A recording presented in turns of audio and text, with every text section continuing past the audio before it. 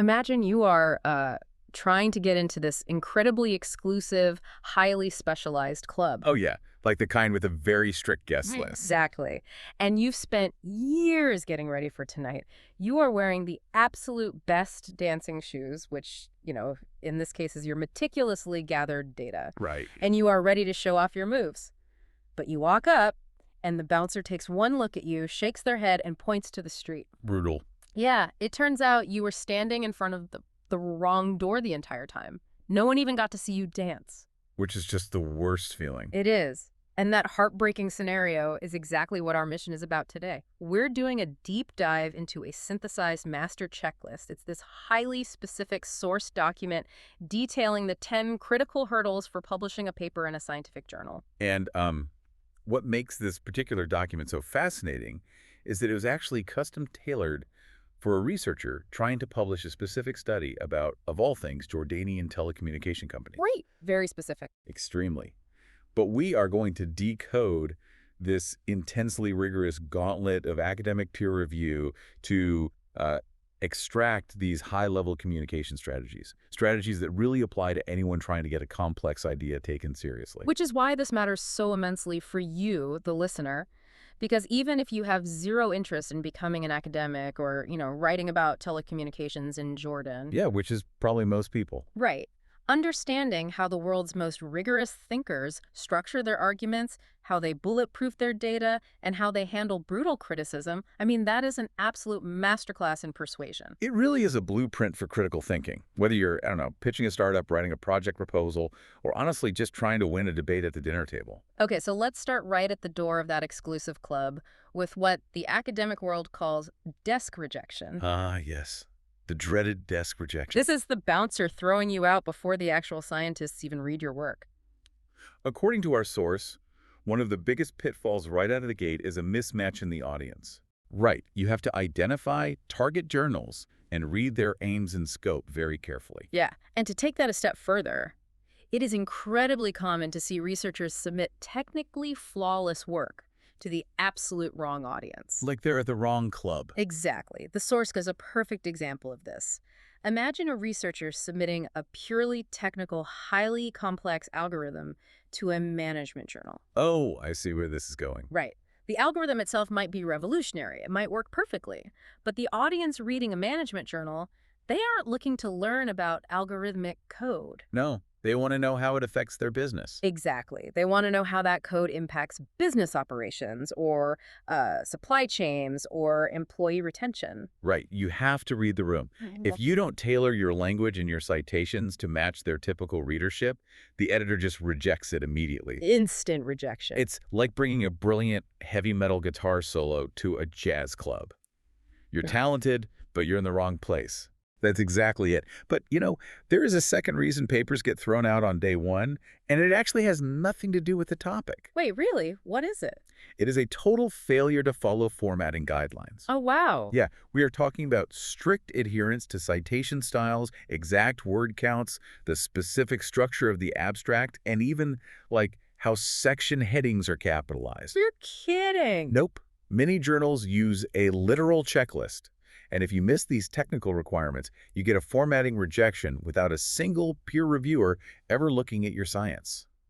Okay, I have to push back here, though. Isn't it a bit petty to reject potentially groundbreaking science just because a section heading is bolded incorrectly? Oh, sounds awful. Or the margins are half an inch off. Why are these gatekeepers so obsessed with aesthetics over substance? Look, I completely understand why it feels petty from the outside, but what's fascinating here is that it's not actually about aesthetics at all. Okay, then what is it? It is about cognitive load and community standards. You see, journals aren't just printing isolated facts. They are curating a highly specific, ongoing conversation among experts. Right. And if you don't speak their structural language, you are signaling to the editor that you aren't really part of that conversation. You're signaling that you're a tourist. Precisely. Think about an editor who receives, thousands of submissions a year. A paper that ignores the formatting guidelines forces the reader to work harder to find the information they expect to be in a very specific place. Oh, that makes sense. It's actually very similar to how modern hiring works.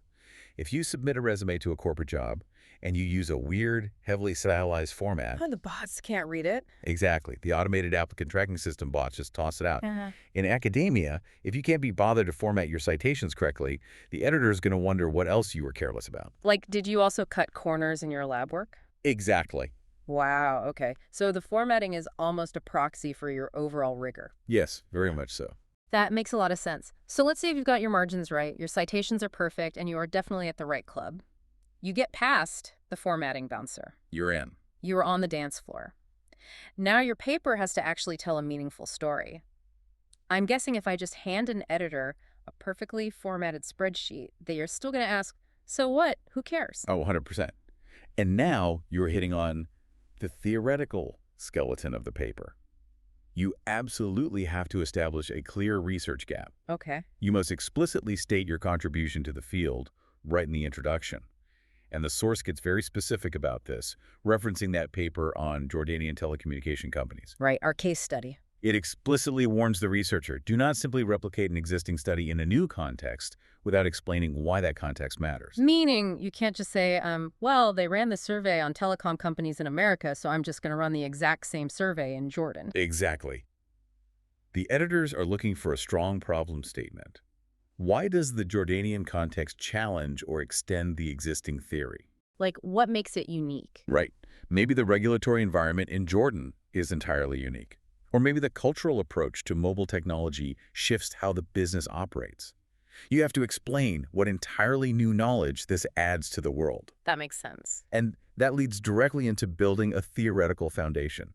Because studies that simply report that, A affects B are rarely publishable in high-tier journals. Because it's not enough to just say the sky is blue. You have to explain the atmospheric scattering of light that makes it appear blue. Yes, great analogy.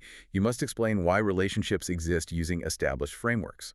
The source suggests using frameworks like the resource-based view or the TOWIE framework. Okay, let's pause on those frameworks for a second because that sounds like heavy academic jargon. There. What exactly is the TOWIE framework? So TOWIE stands for Technology, Organization, and Environment. It's basically a way of looking at how a company adopts new innovations. Okay, so break that down for me. Sure. So if a Jordanian telecom company decides to roll out a massive new 5G network, that is the technology piece. The T. Got it. But you can't look at that in a vacuum. You also have to look at the organization. The O, like the people. Exactly. Does the company have the corporate structure and the skilled IT workers to actually run this new tech? And finally, the environment. The E. Right. Are there local government regulations or fuse competitors that will block this 5G rollout? Got it. So if you just write a paper saying this company bought 5G and they made more money, the journal will reject it. Immediately. But if you use the TOWIE framework to say they bought 5G, their corporate hierarchy allowed them to implement it quickly, and the local regulations favored them, which is why they succeeded, suddenly you have a publishable theory. Exactly. You are providing the mechanism for this success, not just the end result. It makes me think of a high-stakes court case. Oh, I like that. How so? Well, if you're the lawyer, your paper's introduction is your opening statement where you lay out the problem. The literature review is where you establish legal precedent, showing what the courts have ruled before. Right, setting the stage. Yeah. And then the method section is your forensic evidence, the hard data, and the discussion is your closing argument. You can't just throw a bloody glove at the jury without a narrative linking it all together. That is a perfect analogy. Every single hypothesis has to logically follow from the theory you presented. Yes, the jury needs to be led step by step. If there is a disconnect between the precedent you cited and the forensic evidence you presented, you lose the case. The narrative thread has to be unbreakable from the first word to the last. Okay, so we have a compelling story, a solid theory, a great opening argument. But does the engine actually run? Let's look under the hood. This is where it gets real. Yeah, this is where the source document gets into methodological rigor and data presentation. And honestly, this section is intense. It demands impeccable, transparent methodology.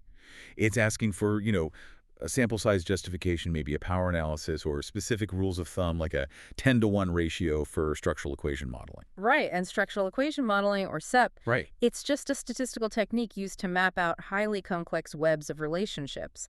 But the journal needs to know you have enough data points to make those maps reliable. Exactly. And then you have to prove the validity and reliability of your data. And this is where the alphabet soup starts.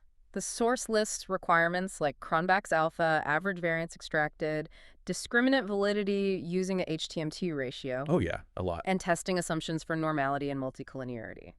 I mean, I am officially overwhelmed. For the listener who isn't a statistician, how does all of this actually work? Let's break it down. Let's take just one of those. What is multicollinearity? Okay, let's use your courtroom analogy, actually. Oh, perfect. Imagine you are trying to prove a suspect was at the scene of crime. You call a witness to the stand, and they say they saw the suspect. Great. Point for the prosecution. Then you call a second witness. But turns out the second witness didn't actually see the crime. They just talked to the first witness in the hallway and rehearsed the exact same story. Oh. So the jury thinks they have two independent pieces of evidence, but really it's just an echo. Exactly. Hmm. In statistics, multicollinearity happens when two of your variables are so highly correlated that they're basically telling you the exact same thing. Oh, I see. It doesn't give you new information, it just artificially inflates the statistical evidence. So the journal requires you to run tests to prove your variables aren't just echoing each other. That makes total sense. Okay, what about Cronbach's alpha? That is a test to ensure your survey questions are actually measuring the same underlying concept. Like what? Well, if you are surveying those Jordanian telecom employees about, say, job satisfaction, you might ask 5 different questions. Right. Cronbach's alpha is the mathematical check to ensure all 5 questions are genuinely pointing to satisfaction and not accidentally measuring something else, like, I don't know, salary expectations. Yeah. So all of these terrifying statistical terms are basically just diagnostic tools. That's all they are. They are the ultimate show your work requirement from high school math, but with incredibly high stakes. Yes. They are checks to ensure your data isn't lying to you. It all boils down to reproducibility. Meaning someone else could do it. Exactly. Yep. You must provide enough detail and run enough diagnostics that another researcher on the other side of the world could replicate your study and get the exact same result. If you don't show your work and prove your data's integrity, your conclusions are just opinions. And that ties directly into how you present all this data. The source highlights presentation pitfalls. It mentions poor English, typos, awkward phrasing. Which is why they advise having a native speaker or a professional editor review the manuscript. Right, but it really focuses on figures and tables. It says tables must be high resolution, self-explanatory, and this is key. They should synthesize complex data rather than just duplicating the text. Which is a brilliant rule. I mean, why waste the reader's time making them read the exact same numbers twice? Once in a heavy paragraph and once in a chart. Right. It goes back to that idea of signaling. If your presentation is lazy, it signals to the reviewer that your underlying math might be just as lazy. Exactly. A beautifully synthesized table says, I understand this complex web of information well enough to give you a clean visual summary. It shows mastery. Okay, so the math is flawless, your tables are beautiful, and you survive the statistical gauntlet. But if I just hand an editor a perfect spreadsheet, I haven't really finished the job, have I? Like, what does this mean for the real world? You haven't finished it all. High-tier journals increasingly demand to see the practical implications of your work. You have to clearly state who benefits from this research. Okay. Is it corporate managers, policymakers, IT developers? And you can't be vague. Yeah. The source explicitly warns against generic statements like, managers should focus on improving their capabilities. Oh, editors hate that. It demands you tell them exactly how. So returning to our Jordanian telecommunications study, you need to tell the managers at those specific companies what exact lever to pull tomorrow morning based on your data. Yes, knowledge must be applied. But what's really counterintuitive, and perhaps one of the most powerful lessons in this entire document, is how you handle your limitations. Oh, yeah. This part was wild. The source says you cannot treat the limitations section as an afterthought. You have to actively acknowledge the flaws in your own study, explain how those flaws affect the interpretation of your results, and address contradictions with prior literature head-on. That goes against every human instinct. It really does. I mean, almost any other field marketing, politics, a job interview, you try to hide your weaknesses. If you are pitching a product, you don't usually lead with, here is exactly where this product fails. No, you definitely don't. But in academia, actively pointing out the flaws in your own work actually makes your argument stronger. It makes you infinitely more trustworthy. Think about applying this to a sales pitch. If a salesperson tells you their software is absolutely perfect and has zero downsides, your guard immediately goes up. Yeah, you know they are hiding something. Right. But if they say, our software is the fastest on the market for data processing, but honestly, our user interface is a bit steep to learn and might take your team a week to get used to, you suddenly trust everything else they say. It is intellectual humility operationalized. By defining exactly what your study cannot prove, you draw a pristine boundary around what it can prove. It gives the reader confidence that you aren't overselling your results. And crucially, it sets up specific directions for future research. You are leaving a map for the next scientist. You're saying, I couldn't test this specific variable because my sample size was too small. The next person should start there. I love the idea of leaving a map, but let's talk about the rules of the road. There is a section in the source covering ethical compliance. Yes, very important. Informed consent, institutional review board approval for human subjects, disclosing conflicts of interest, and the strict rules around authorship. But there is one phrase in this section that really stopped me in my tracks. Let me guess. Self-plagiarism. Yes, it strictly forbids self-plagiarism. Wait. Reusing chunks of your own published work without citation is an ethical violation. That sounds like a paradox. If I wrote it, and it's my original idea, how do you steal from yourself? It does sound bizarre at first. But if we connect this to the bigger picture of why scientific journals exist, the logic clicks into place. Okay, lay it on me. When you publish a paper, you are adding a distinct, novel building block to the historical record of human knowledge. Journals are copyrighted repositories of new information. Right, new being the operative word. Exactly. If you take a methodology section or a literature review from a paper you published in 2023 and you copy-paste it into your new 2026 paper without citing yourself, you are artificially inflating your publication record. You are pretending you built two completely different bricks for the wall of human knowledge, when in reality you only built one brick and just painted it twice. Ah, okay. You are deceiving the reader into thinking this is an entirely new ground-up insight. It distorts the academic ecosystem. Exactly. It violates the implicit contract with the reader that everything in this document is a fresh, novel contribution unless it is explicitly cited otherwise. Okay, so you've navigated the ethics, you've shown your statistical work, you've mapped out the real-world implications, and you've humbled yourself with the limitations. You hit every requirement perfectly. You submit the paper. You wait months. Many months. And finally, the journal writes back. But it is not an acceptance letter. It's the dreaded revise and resubmit, the R&R. And this brings us to the final boss of academic publishing, responding to the peer reviewers. The source is incredibly clear here. How you handle the revisions is often more important than the initial submission itself. Oh, absolutely. Getting an R&R means you're in the door, but the bouncers are still watching you very closely. You are required to create a response letter that addresses every single comment made by the reviewers, point by point.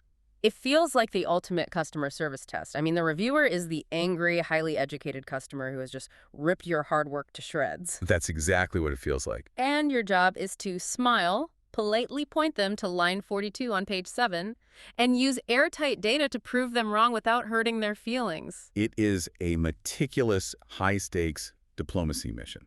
Because if you disagree with a reviewer's critique, you can't just say, you're wrong. No matter how much you want to. Right. You must disagree politely and provide strong evidence like new citations or new data runs to back up your disagreement.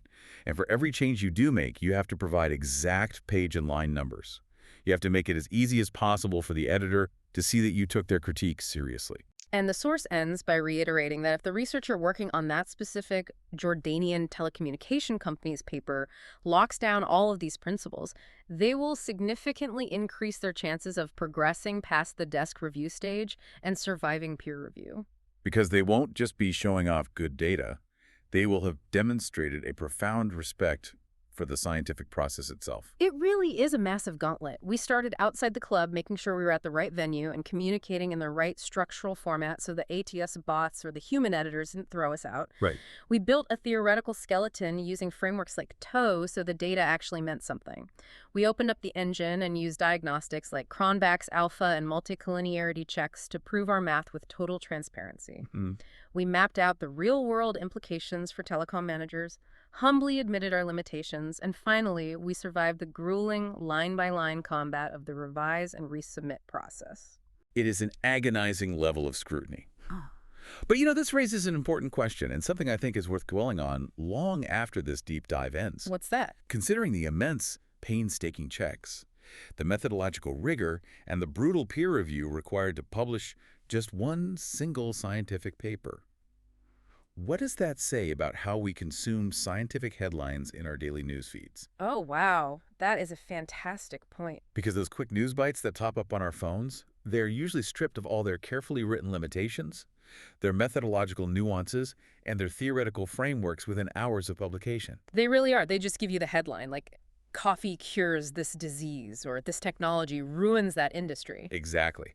How differently would we view the daily news if every single article was required to come with a rigorous academic limitations section? That would completely change the way we read the internet. Next time you see a flashy, definitive headline, remember the bouncers, the checklists, and the absolute gauntlet that the actual data had to run through before it reached you. Thank you for joining us as we unpacked the hidden rules of the academic world. Keep questioning the evidence, look for the limitations, and we'll catch you on the next deep dive. Imagine you are